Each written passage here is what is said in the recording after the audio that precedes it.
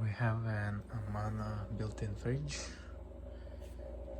Client complained about the freezer part is working, but the fridge wasn't cooling at all.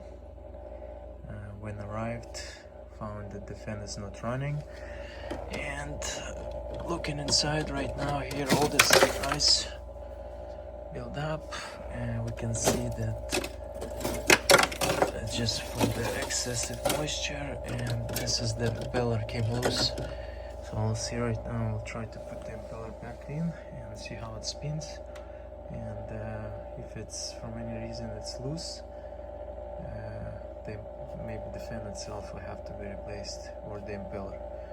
We'll check, but at this point there's all frost, and just all the warm air just settles down into the freezer, it goes here, and it just gets all this ice accumulation, eventually causing issues. So yeah, we'll get back to you.